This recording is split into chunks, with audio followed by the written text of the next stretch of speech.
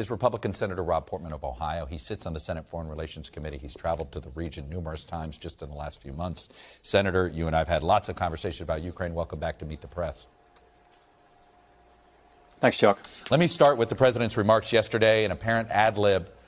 But it's a question I think I asked you on this. You know, can this end with Putin in power? And what did you make of the president's remarks?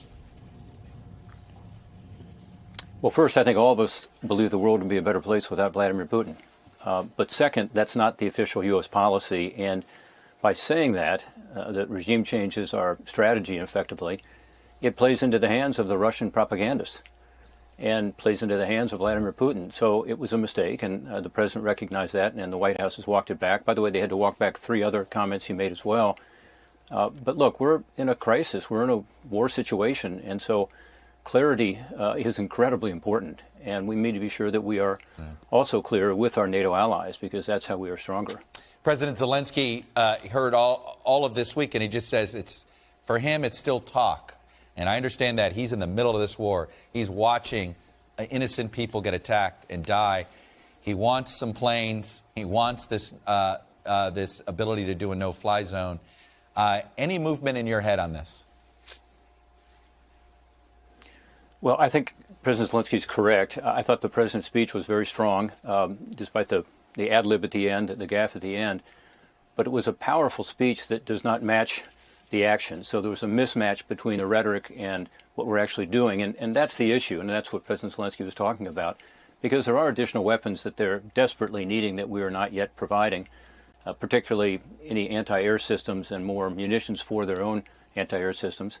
But also they're asking for anti-tank systems. They're asking for more anti-ship systems, which is really important right now because some of these missiles are coming from the Black Sea. They've asked for help across the board that is not yet there. And that's what President Zelensky is talking about. So we need to do more. We need to do it more quickly.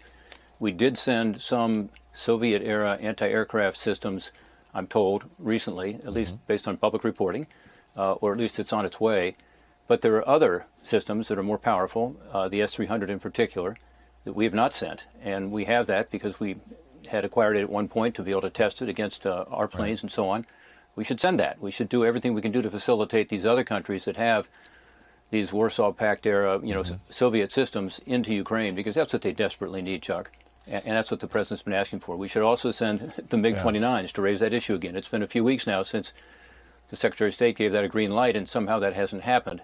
And the Ukrainians insist that they need it, they want it, it would be helpful. I think we need to trust them on that. You heard the ambassador. Does phosphorus, the use of some phosphorus bombs to you, cross that line on the use of chemical weapons to change NATO's calculus or not? Well, if we can verify it, I think it is. I think the use of chemical weapons against innocent civilians is something where we have to draw a red line, and we need to do it now.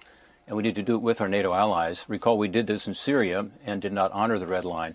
This time we got to be darn sure that what we're doing is something that will be backed up by us, by our NATO allies.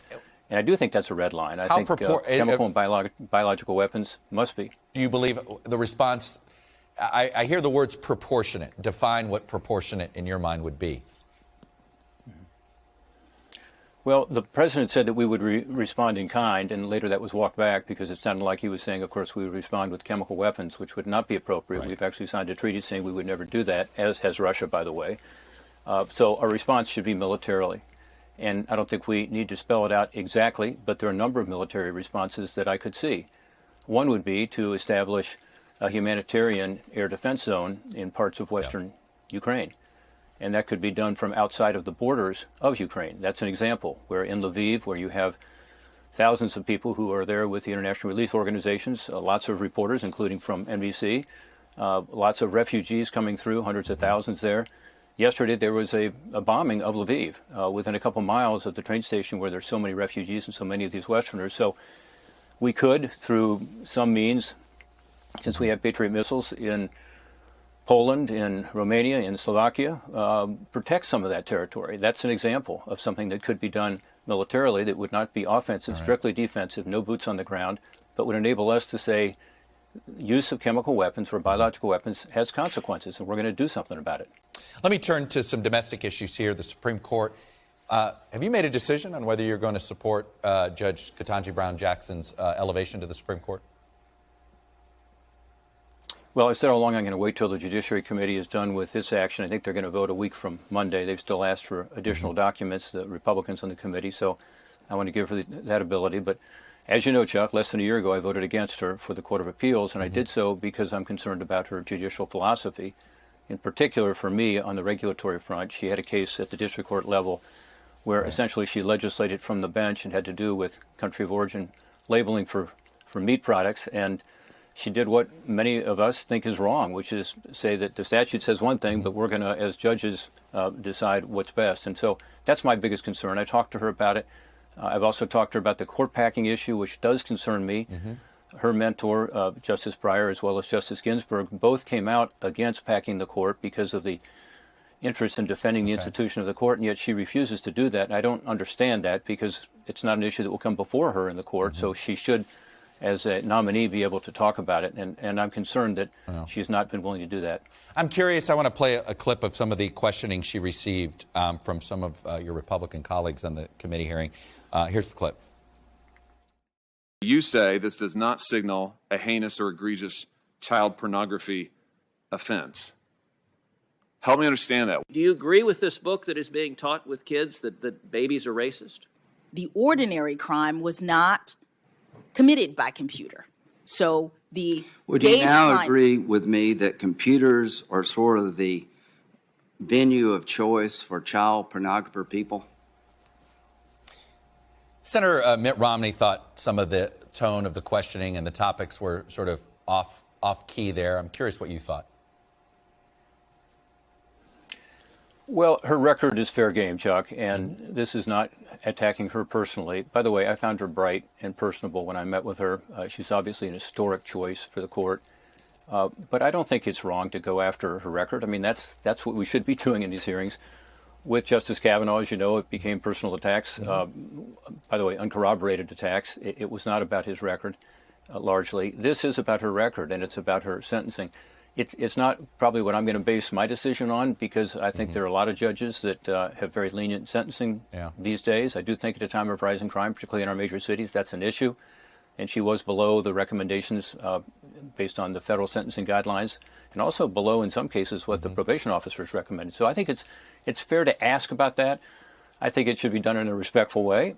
And again, I'm glad that these were not personal attacks on her, which we have seen in previous Senator, I'm curious, nominations, including Judge Kavanaugh. I'm curious if you believe Justice Thomas, these text messages that have come out from Ginny Thomas to the former White House Chief of Staff, saying some bizarre conspiratorial things. It's not against the law to believe in conspiratorial things. But I'm curious, given the precedent that Loretta Lynch, as Attorney General, when she recused herself after a tarmac meeting with former President Clinton, when the Justice Department was looking into something involving Hillary Clinton, is that a precedent Justice Thomas should follow and recuse himself on January 6 cases? Well, I would respect his opinion on that. I don't know that he'll have the specific issue come before him about those records. That might be one where he would consider that. But look, he's a jurist who has a lot of integrity, and I think he will make that decision. I don't think that what your spouse says should recuse you from whether it's in the legislative branch or in the judicial branch. That would be a new precedent. But I do think that if a case comes before him that's exactly on point, again, as to probably records and whether they should be made available, that might be an issue where he would think about it. But look, he's going to make that decision, and he has the right to do it. Senator Rob Portman, Republican from Ohio, I always appreciate you coming on and sharing your perspective with us, sir. Thank you. Thanks, Chuck. Thanks for having me. You got it. Thanks for watching our YouTube channel. Follow today's top stories and breaking news by downloading the NBC News app.